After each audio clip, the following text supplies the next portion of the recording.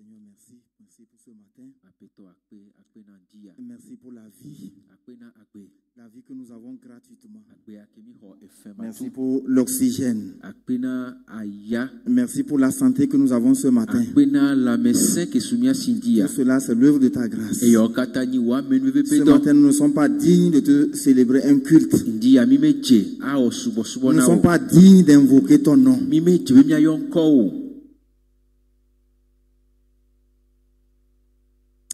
C'est par ta grâce. Et c'est à cause de ton amour. C'est ton amour qui nous a attirés à toi. C'est ton amour qui fait que.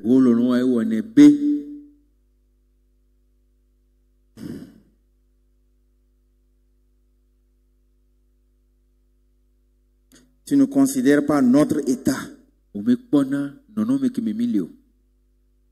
Tu nous acceptes tels que nous sommes. Merci notre Dieu. Nous voulons ce matin considérer cet amour qui est tellement grand, qui émane de ton cœur. Il est dit que leur Dieu c'est l'argent et l'or. L'argent n'aime pas. L'or n'aime pas. C'est ceux qui les possèdent qui les aiment. C'est des métaux. Et eux, ils scrutent pour en faire leur Dieu. Ils leur donnent des oreilles, des yeux, une bouche, des membres. Mais il a dit qu'ils ne voient pas. Ils n'entendent pas. Ils ne peuvent pas marcher.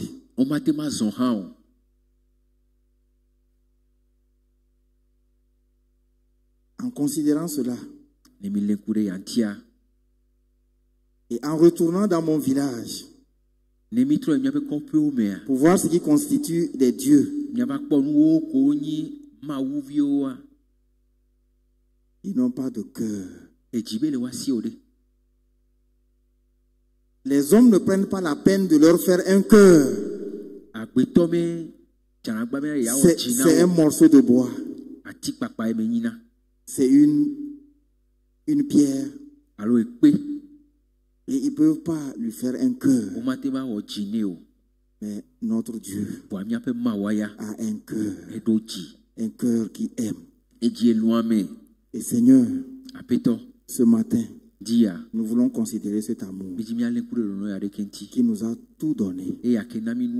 Qui nous a tout donné.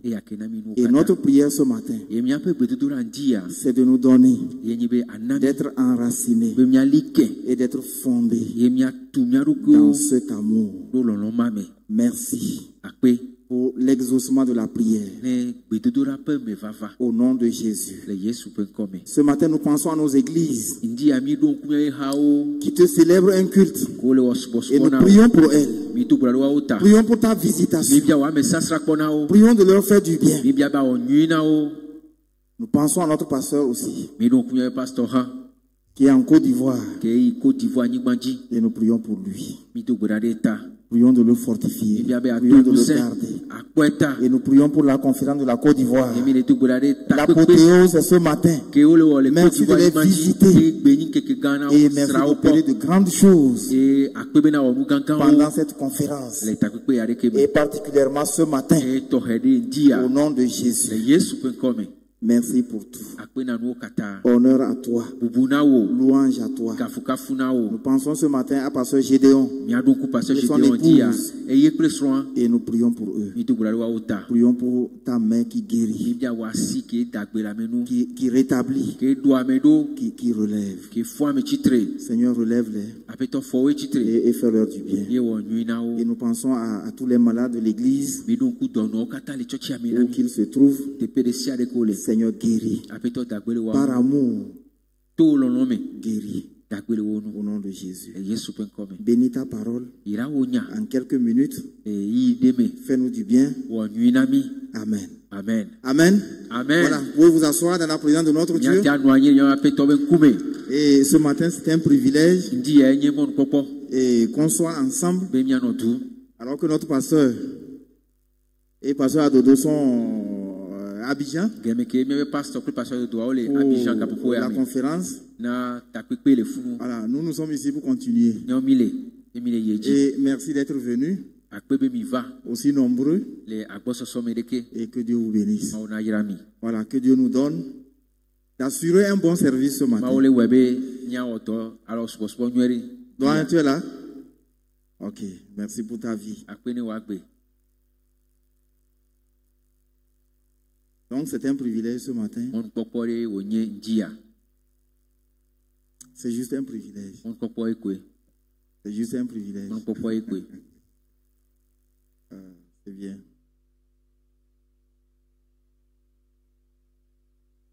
On va parler de l'amour de Dieu. On va revenir dans le thème de la conférence. Je vais aussi apporter ma touche. Ma petite touche, non? Enracinée et fondée dans l'amour. Je ne veux pas qu'on tourne la page sans que je n'ai dit un mot par rapport à ce thème. Donc, je vais aussi apporter ma petite pierre. Enracinée et fondée dans l'amour. C'est un beau thème. Et on a été bénis. Voilà, l'autre semaine. Donc, permettez que j'apporte aussi ma petite touche.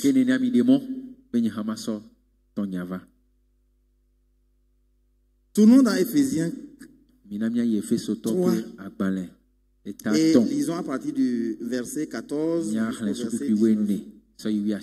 Et c'est l'apôtre Paul qui écrit. C'est Paul qui parle. Il dit, à cause de cela, je fléchis les genoux devant le Père, duquel tire son nom toute famille dans les cieux et sur la terre, afin qu'il vous donne, selon la richesse de sa gloire, d'être puissamment fortifié par son esprit dans l'homme intérieur, en sorte que Christ habite dans vos cœurs par la foi, afin qu'étant enraciné et fondé dans l'amour, vous puissiez comprendre avec tous les saints quelle est la largeur, la longueur, la profondeur et la hauteur, et connaître l'amour de Christ qui surpasse toute connaissance, en sorte que vous soyez remplis jusqu'à toute la plénitude de Dieu. Amen. Amen. Hey, l'apôtre Paul avait une sagesse extraordinaire.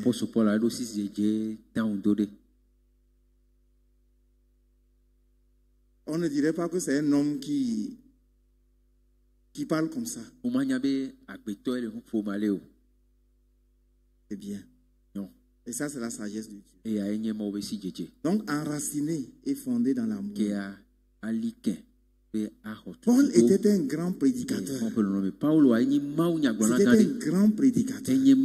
C'était un apôtre hors pair. Et je pense qu'il a prêché sur l'amour de Dieu. Et je pense aussi qu'il a enseigné sur l'amour de Dieu. Qu'il passait tout son temps à parler de l'amour de Dieu.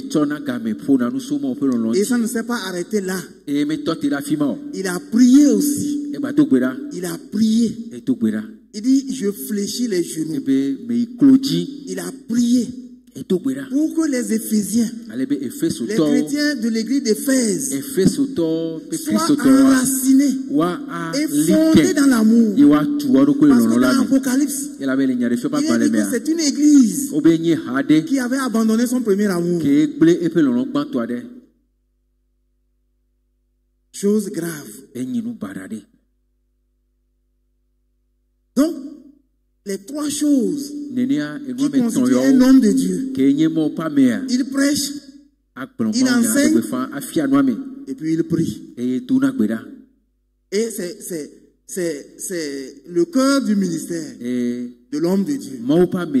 prêcher la parole, enseigner la parole, et puis prier. Et Paul nous démontre ça. Il dit, je fléchis les genoux. Il prie à genoux. Il prie à genoux. Il prie à genoux.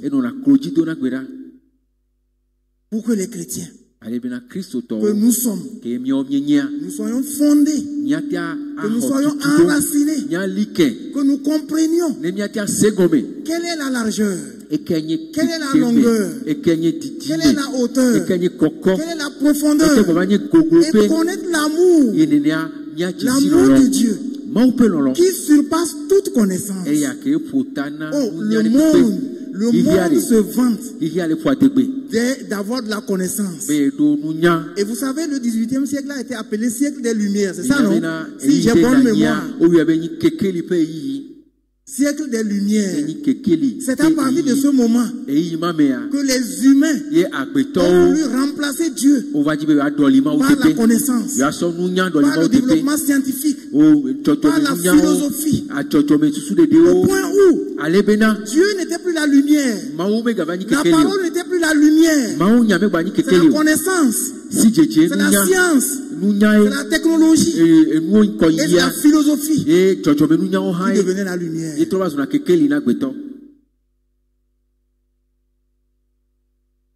C'est grave, non? C'est depuis ce moment-là que le monde est ce qu'il est jusqu'à aujourd'hui. Et vivre aujourd'hui dans des choses contre nature. Et aujourd'hui, appeler le mal le bien. Et appeler le bien le mal. Changer les choses. Changer les repères. Changer les vertus. Et ce qui était normal devient anormal. Et c'est ça qu'on célèbre. Et on a oublié l'amour de Dieu. On a oublié celui qui a créé le monde et celui qui a agencé les choses. Celui qui nous donne de vivre chaque jour, instant après instant. Instant après instant. Celui qui nous fait du bien. Celui qui nous conserve sa bonté à cause de son amour. Parce que nous sommes indignes, nous sommes rebelles, nous sommes désobéissants, nous sommes insupportables. Nous sommes insupportables. Mais Dieu, parce qu'il nous aime d'un amour éternel, il dit à son peuple, je t'ai appelé d'une contrée lointaine. Et j'ai fait de toi ce que tu es. Il dit, de loin, l'Éternel se montre à moi. Et il dit, je t'aime d'un amour éternel. Et c'est pourquoi je te conserve ma bonté. Ça veut dire que c'est pourquoi tu ne périras jamais. Comment on peut abandonner un tel amour?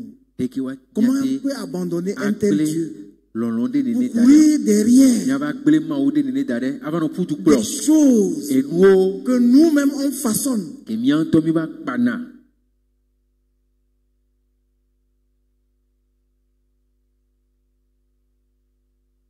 Donc pour revenir aux Éphésiens, le grand amour dont Dieu nous a aimés, c'est cet amour-là qui les a sauvés. Et ils ont marché dans cet amour pendant un temps.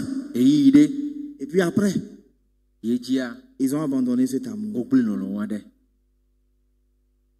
savez, la vie chrétienne commence par le grand amour de Dieu. Il se poursuit dans le grand amour. Et il va finir dans le grand amour de Dieu. Parce qu'il est dit que l'amour dure toute la vie. La grâce dure toute la vie. Toute la vie. C'est toute la vie. Et c'est un amour inconditionnel. Et c'est un amour éternel. Et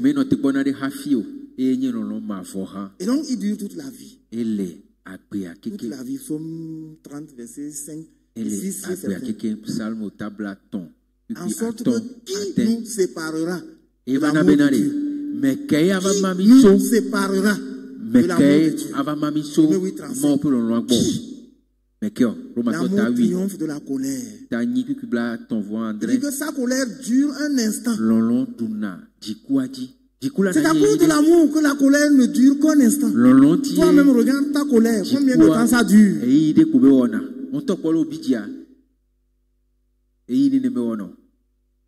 Ça peut faire une journée pour les plus forts. Mais pour les plus faibles comme nous, ça dure plusieurs jours. Voilà, pour être court, ça dure plusieurs jours.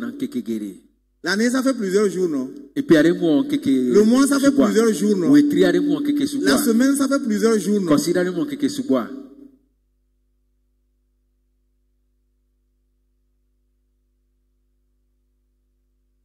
Mais lui, sa colère ne dure qu'un instant. Et son amour, toute la vie. Toute la vie. L'amour triomphe du jugement. Et l'amour triomphe de la condamnation.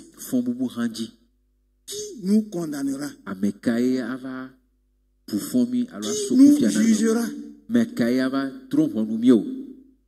L'amour triomphe du rejet. Bref, l'amour triomphe de toutes les situations, de toutes les souffrances, et de tous les problèmes, de tous les problèmes. Et vous savez quoi? C'est l'amour de Dieu qui nous donne d'apprécier les promesses. C'est quand nous comprenons l'amour de Dieu que nous pouvons accepter les promesses de Dieu et croire en ces promesses et puis attendre patiemment avec endurance l'accomplissement de ces promesses. Parce que ces promesses, la Bible dit qu'elles sont belles. Non, elles sont plus belles. Elles sont plus grandes. Et c'est des précieuses promesses. Et laissez-moi vous dire que ces promesses ne sont pas aussi faciles que ça. Il y a certaines qui sont folles. Et il y a certaines qui sont stupides.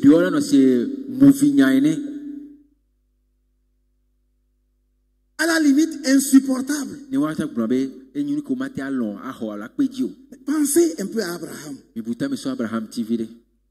Dans Genèse 12, quand Dieu l'appelle, il dit quitte ta maison, quitte ton pays et va là où je vais t'indiquer. Et là je vais te bénir. Et je vais faire de toi une grande nation. Bon, jusque là c'est acceptable. Abraham quitte la maison. Et puis il va s'établir. Et il attend. Et Dieu revient encore. Dans son cœur, il attend d'avoir une postérité. Parce qu'il a dit, je ferai que ton nom soit grand. Mais ton nom est grand comment?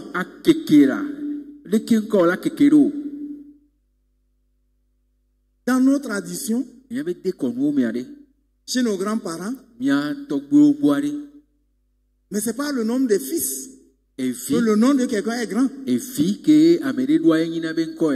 Donc, ça parle dans le cœur d'Abraham. Après, Dieu revient et il lui dit, parcours le pays. Et puis vois tout ça là. Je vais te le donner. À toi et à ta postérité. Ça bouillonne dans son cœur. Et Dieu lui dit, je vais rendre ta descendance là Comme la poussière. Est-ce que c'est pas fou ça? Comme la poussière. En sorte que si quelqu'un peut compter la poussière, et il comptera alors ta postérité. Ça commence par devenir fou.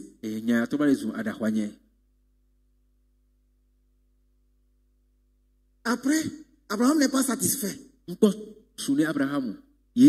Après, quand Dieu lui parle encore de la bénédiction, de tout, il dit, mais qu'est-ce que tu me donneras? Voici, je m'en vais sans descendance. Et tu me parles de la bénédiction. Mais comment? Comment tu vas me bénir? Puisque c'est mon serviteur, celui qui est né dans ma maison. Comme serviteur, c'est lui qui va hériter de tout ça là. Donc en d'autres termes, ne me parle pas de ça. Et Dieu lui dit, celui qui héritera de toi là, c'est celui-là qui va sortir de tes entrailles. Il dit, regarde, lève la tête et regarde les étoiles. Si tu peux les compter, alors là, on réussira aussi à compter ta postérité. Et la Bible dit que ce jour-là, Abraham eut confiance en Dieu.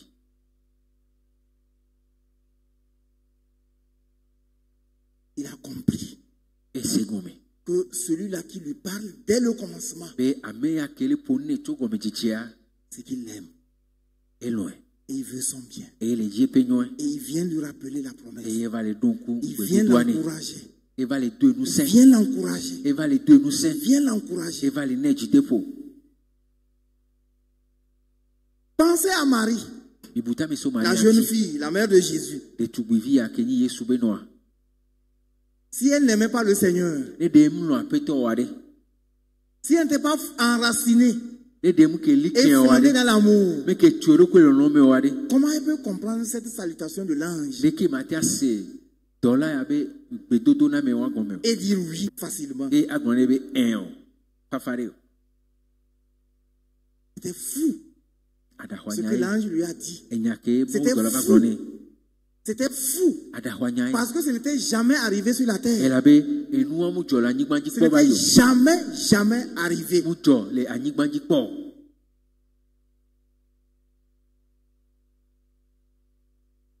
Pensez à Zacharie et à Élisabeth.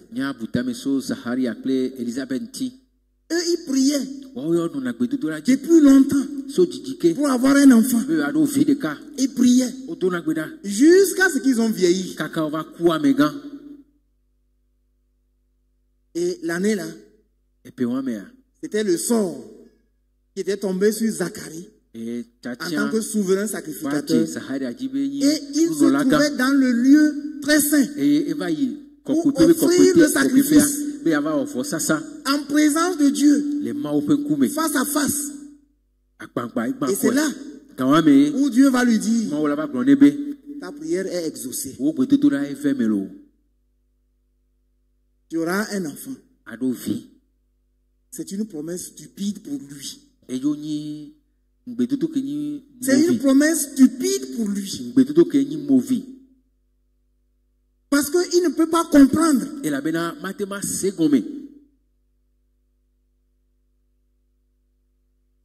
Que quand on aime, rien n'est impossible.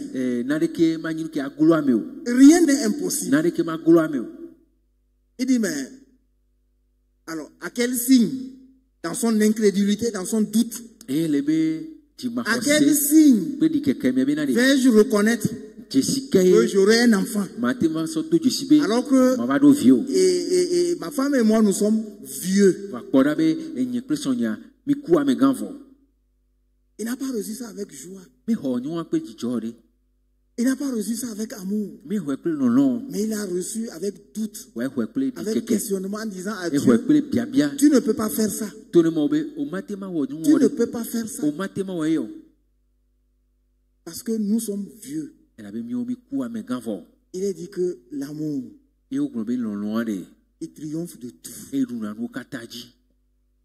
L'amour, il ne périt jamais. L'amour, même les grandes eaux ne peuvent pas l'éteindre. Voilà. Entre le feu et l'eau, qui est plus grand? Qui est plus grand? Qui donne la réponse?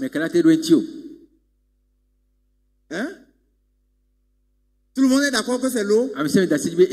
Mais le feu brûle tout, non?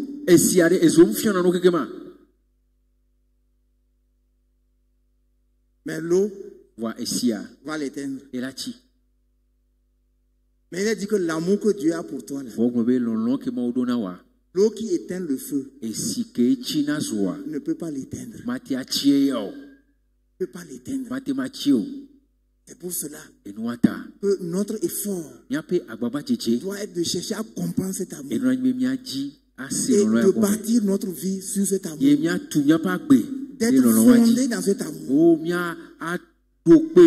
Ça fait deux mots. Enraciné.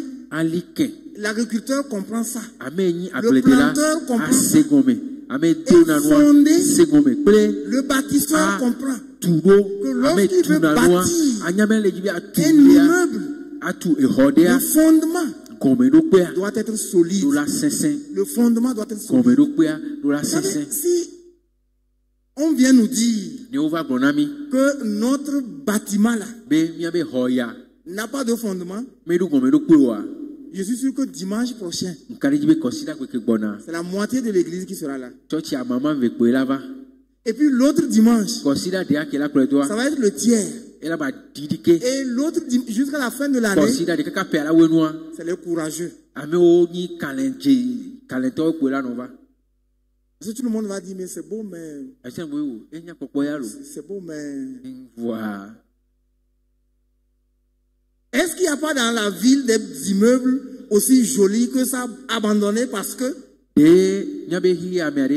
Et personne n'ose aller là-bas. Parce que nul ne connaît ni le jour, ni l'heure. Donc le fondement, c'est important. Et pour celui qui plante, il fait en sorte que l'arbre soit enraciné, soit bien enraciné. Pourquoi? Et c'est ça que nous allons voir ce matin.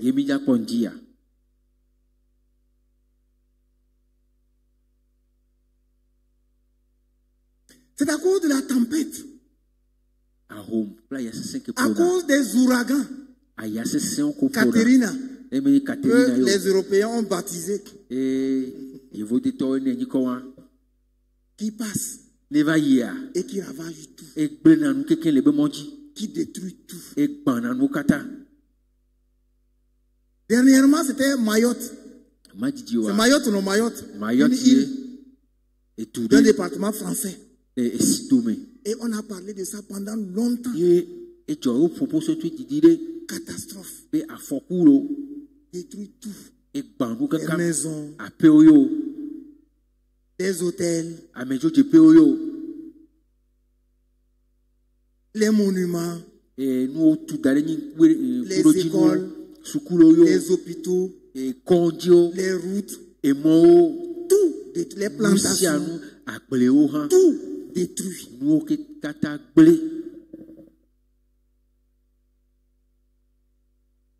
Et quand ça arrive comme ça, ça n'épargne pas les riches. Ça n'épargne pas le pauvre. On peut dire que le pauvre, lui, il n'a qu'une hutte. Donc ça s'enlève au premier coup.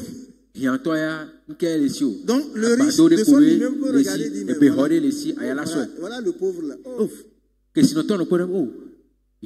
Mais quelques instants après, c'est son tour.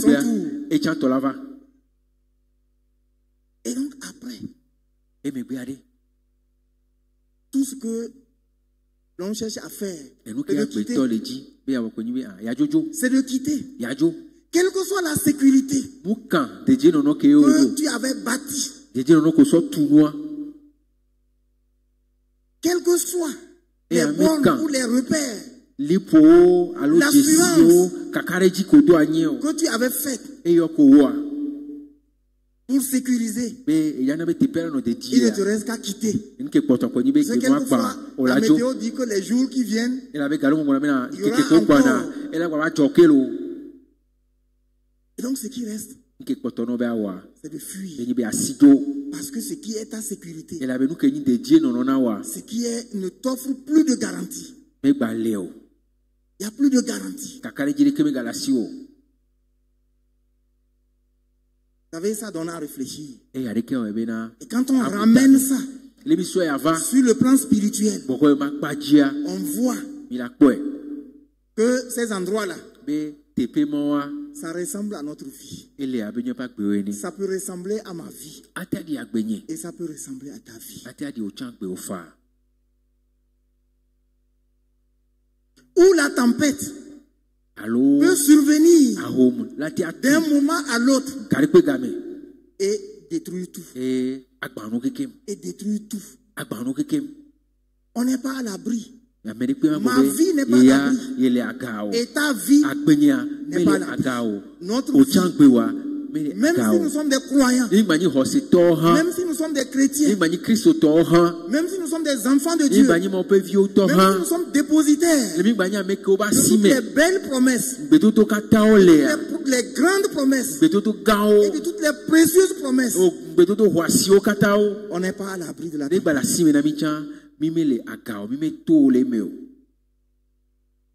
Dans Matthieu 8, après, je crois, une belle journée avec Jésus, 24-25, Matthieu 8, Luc 8 aussi, 22, Jésus dit, passons de l'autre bord. Et la Bible dit qu'ils montèrent tous dans la barque. Donc Jésus est monté le premier. Et ses disciples l'ont suivi. Et ils ont commencé par naviguer pour aller de l'autre bord. Certainement pour se reposer. Et bien voilà. Mais en cours de navigation,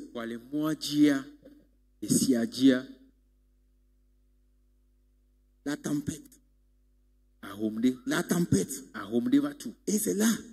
Les disciples ont réveillé Jésus. Mais maître, tu dors, mais nous périssons. Eux aussi, ils n'étaient pas à l'abri de la tempête. Job, il a dit que c'était un homme intègre. C'était un homme intègre. C'était un homme qui aimait Dieu et qui craignait Dieu et qui faisait tout ce que la loi avait prescrit pour satisfaire la justice de Dieu et être à l'abri des malheurs. Mais un jour,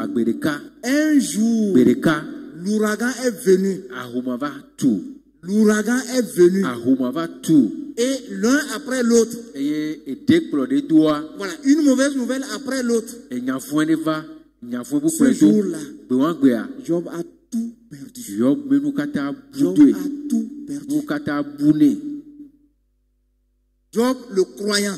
Job le juste. Il a tout perdu.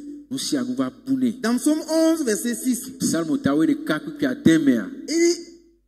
Et si les fondements sont renversés, le juste, qu'est-ce qu'il lui reste à faire? S'enfuir, renoncer, renier. Et c'est pour ça que la femme de Job a dit, mais maudit Dieu et meurt. Qu'est-ce que tu as espéré? Qu'est-ce que tu as encore à espérer? Voici, tu as tout perdu. Qu'est-ce que tu as encore à espérer? Maudit Dieu et meurt. Pour cette dame, ces fondements étaient renversés. L'ouragan avait renversé ses fondements. Et ce qui lui restait à faire, c'est de s'enfuir. C'est de renoncer à l'adoration de Dieu. C'est de renoncer à suivre Dieu. C'est de renoncer. Même pas la moindre capacité pour prier. Et ça m'arrive et ça t'arrive aussi. Bon, si ça ne t'arrive pas, gloire à Dieu. Mais j'ai lu quelque part dans la Bible. Il arrive des moments où nous n'arrivons même pas à prier. Et que c'est le Saint-Esprit qui par des soupirs fait monter à Dieu nos aspirations, nos besoins. Et Dieu qui est fidèle. Et Dieu qui est fidèle, il répond. Est-ce que vous comprenez? Ce que vous traversez, ce que nous traversons, ce n'est pas étranger à Dieu. Ce n'est pas étranger au Dieu qui nous aime. C'est inscrit dans son plan. C'est inscrit dans son plan. Et il a un projet pour chacun. Il a un projet pour chaque situation. Pour nous, notre part, c'est d'être enraciné et fondé dans son amour, en sorte que l'ouragan peut tout nous enlever, mais ne pas nous déraciner. Et ne pas nous renverser. Et continuer. Continuer à croire Dieu. Continuer à croire Dieu. Et Job va dire, l'Éternel a donné. L'Éternel a repris.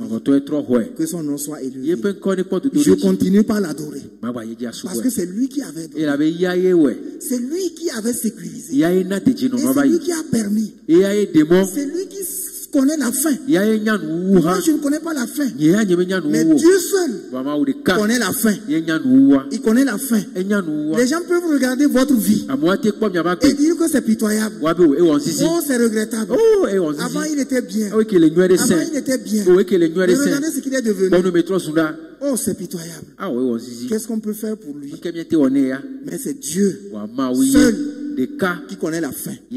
C'est lui seul qui connaît la fin. Considérez la fin de Job. Parce que même dans la tempête, même dans l'ouragan, Dieu continue pas à parler. Et Dieu va parler à Job au milieu de la tempête, au milieu de la souffrance. Le Dieu d'amour continue pas à parler. Il continue pas à parler. Il continue pas à se révéler comme un Dieu bon, comme un Dieu gracieux, comme un Dieu de miséricorde, comme un Dieu fidèle, comme un Dieu qui pourvoit, comme un Dieu qui n'échoue jamais, comme un Dieu qui est un héros, qui remporte toujours la victoire, qui ne revient jamais d'un combat ayant été vaincu. Jamais. Jamais. Même s'il ne reste qu'un fil, ça ira jusqu'au bout. Le seul fil qu'il reste ira jusqu'au bout. Amen. Amen.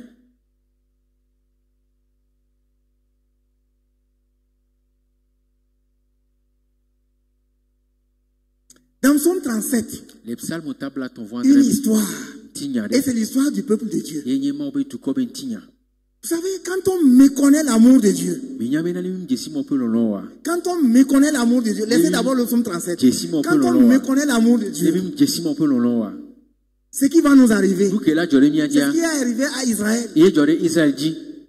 Dans Ésaïe 49, verset 14, Zion disait, l'Éternel m'abandonne. Mon Dieu m'oublie. Dieu m'a abandonné. Et Dieu m'a oublié. Il y a des gens qui sont assis aujourd'hui. Même à l'heure où nous parlons. Il y a des gens qui sont assis dans leur chambre. En train de pleurer. En se disant, oh, qu'est-ce que moi j'ai fait à Dieu? Le Seigneur m'a abandonné. Le Seigneur m'a oublié. À cause d'une tempête. Nos vies ne sont pas à l'abri des tempêtes. Vous aurez des tribulations. Vous aurez des tribulations. Mais prenez courage. Parce que je suis le héros qui remporte la victoire.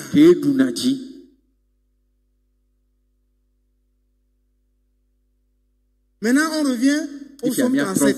137. Il est dit, sur les bords des fleuves de Babylone, nous étions assis et nous pleurions. Ça, c'est le peuple de Dieu qui parle comme ça. Parce qu'une tempête est arrivée. On les a amenés en déportation. Des moments de souffrance. De dure souffrance. Et ils étaient assis. Et ils pleuraient. Ils pleuraient. Ils pleuraient. En se souvenant de Jérusalem. La destruction. Les dégâts. C'est qu'ils ont mis des années à construire la muraille de Jérusalem. Les Babyloniens ont détruit ça. Ils ont brûlé la ville.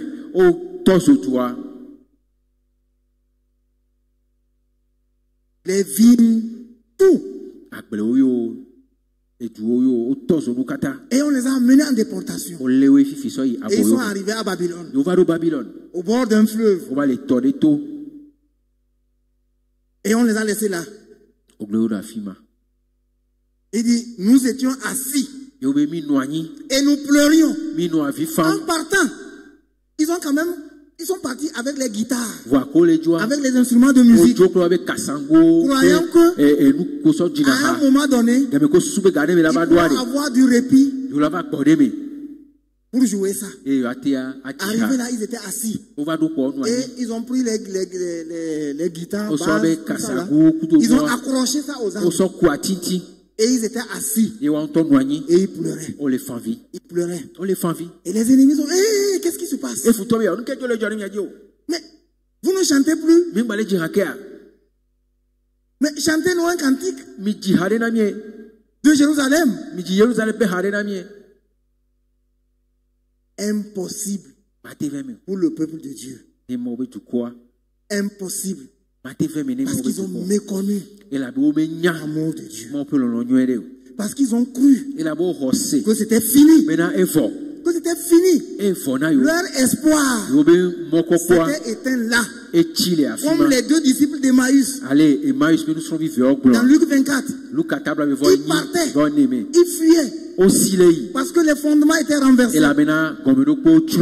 Et ils disaient, nous espérions que c'est lui qui allait rétablir la justice. Mais voici, c'est le 3e jour que ces choses-là sont arrivées. On l'a tué.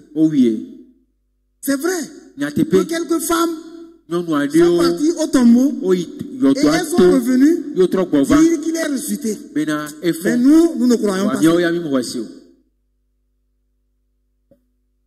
Nous ne croyons pas ça. Donc, c'est pour s'échapper.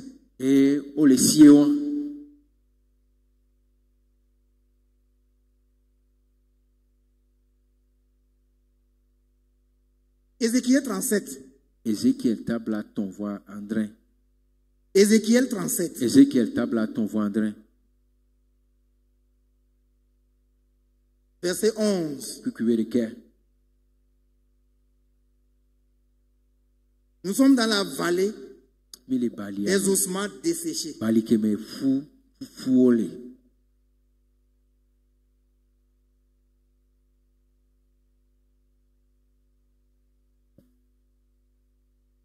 Il me dit,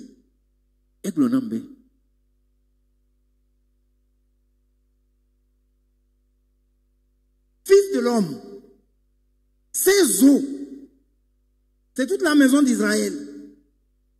Voici, ils disent, je cite, voici, ils disent, le peuple qui a reçu les alliances, le peuple qui a reçu les promesses, le peuple qui a reçu les patriarches, le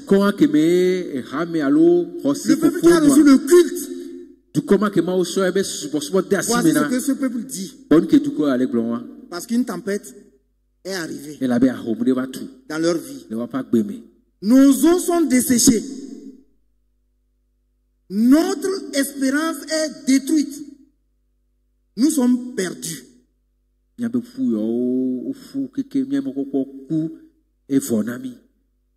Séché, détruit et perdu. Qui n'a jamais prononcé un de ces mots? Qui n'a jamais dit que je suis perdu?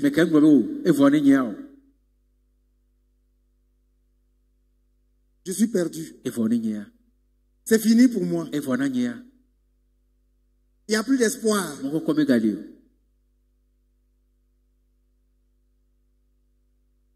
C'est le peuple de Dieu qui le dit. Hein? Le peuple qui a reçu les promesses. Le peuple qui a été aimé. Le peuple sorti d'Égypte.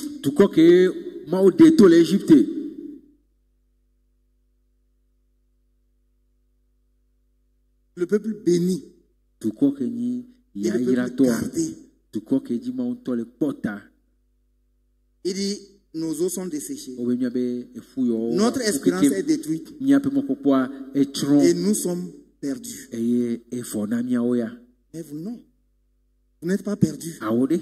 Parce que Dieu lui continue. Il continue par aimer. Il continue par faire des choses basées sur son amour. Basées sur son amour. Il continue par agir. Il travaille.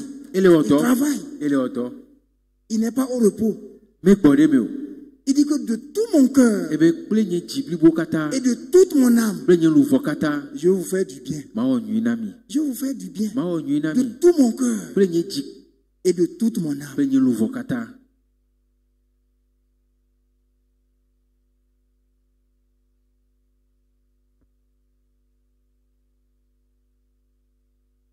Qui encore? Dans 1 Samuel 1, c'est Anne. Elle a été traversée par une tempête.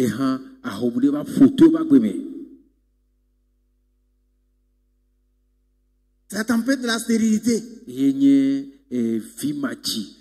a dit que sa rivale l'a mortifié année après année. Et la Bible nous épargne, on ne sait pas combien d'années ça a duré. Il dit que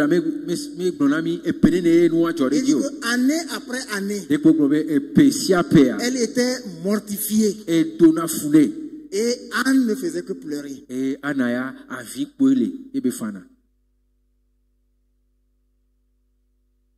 Elle se croyait inutile dans le foyer. Ce que Anne a subi. Il y a des femmes qui continuent par subir ça. Elles sont mortifiées par la famille de leur mari.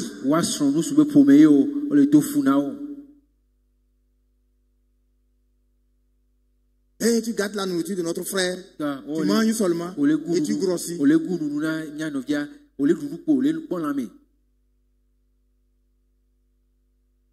À moins d'être enraciné et fondé dans l'amour de Dieu. Vous ne pouvez pas tenir face au rejet, face aux critiques. Il y a des critiques qui font mal. Il y a des critiques, vous avez envie de mourir. Vous n'avez pas envie de voir demain.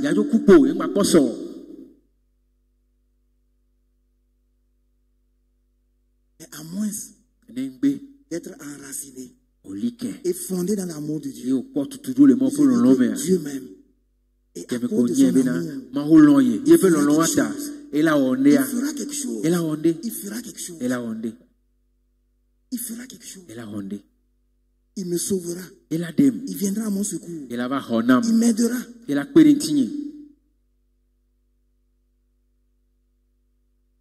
À moins de connaître l'amour de Dieu. Et cet amour surpasse toute connaissance. Ne vous fiez pas à tout ce qui est connaissance. Ne vous fiez pas à tout ce qui est technologie. Il y a des gens qui nous jurent que par Internet. Internet ne peut pas résoudre tous les problèmes. Internet ne peut pas résoudre tous les problèmes. Ça résout certains, ça crée d'autres.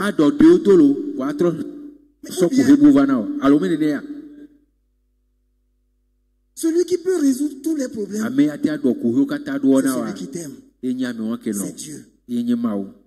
Quand lui il résout là, il ne crée pas d'autres. Non, il ne crée pas d'autres. Il résout. En allant, c'est tout. Il donne la solution. Il n'y a pas d'effet secondaire. Non.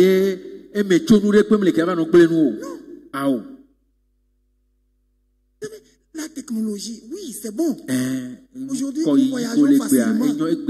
Mais ça ne résout pas tous les problèmes. Ou bien, il y a des gens qui se préparent bien pour le voyage, mais qui ne reviennent plus. Parce qu'il y a un problème technologique. Il y a un problème technologique. En cours de route.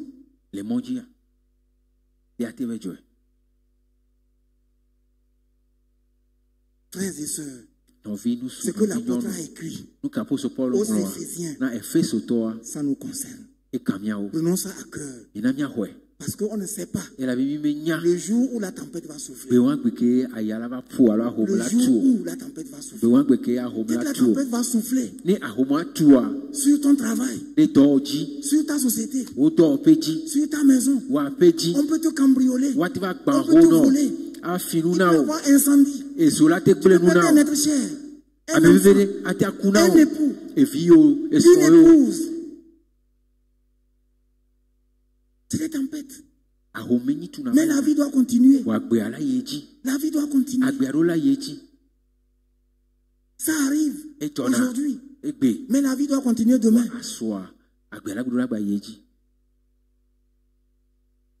Ton tuteur qui était tout pour toi, il peut disparaître. Mais la vie, toi tu es en vie, non?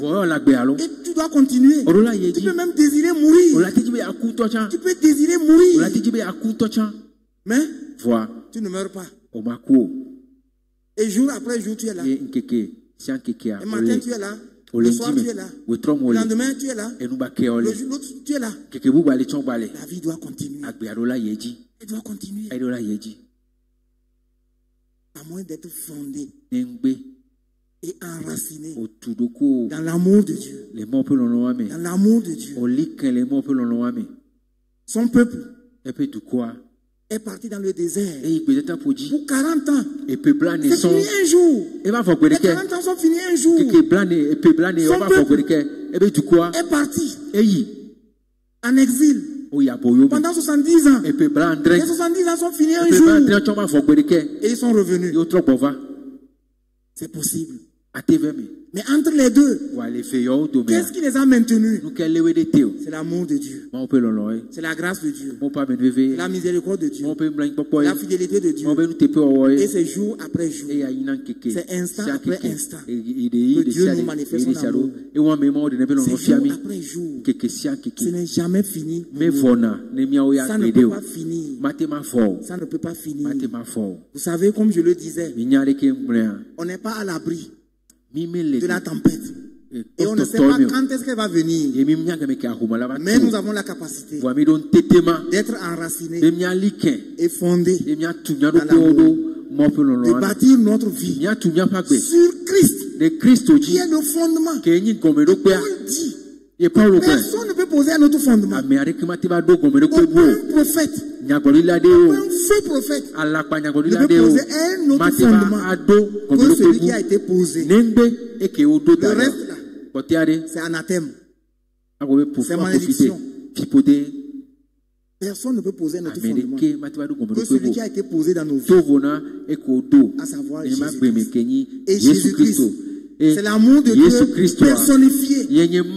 C'est l'amour de Dieu manifesté. C'est l'amour de Dieu en personne. En personne. Si tu n'as jamais vu l'amour de Dieu, regarde Jésus. C'est l'amour de Dieu ambulant dans les rues de Jérusalem. C'est l'amour de Dieu en personne. Il a dit que ce Jésus-là, il est en toi. Et tu es en lui. Voilà, c'est fini. C'est fini. Tout le reste là, c'est des tempêtes. Ça peut enlever ton habit. Voilà, pour les femmes, ça peut enlever vos perruques.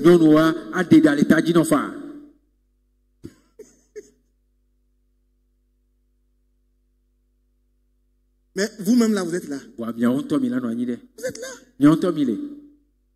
Ou bien c'est la perruque qui est importante. Je crois que c'est ça que la Bible parle a compris. Hein. Voilà. Oui. Ce n'est pas ce que nous possédons qui fait notre personnalité. Nous-mêmes là, nous sommes là. Oui. Nous-mêmes nous sommes là. Le reste, c'est Dieu qui ajoute. Voilà, c'est Dieu qui veut nous faire plaisir. Amen. Amen. Que Dieu vous bénisse ce matin. Voilà.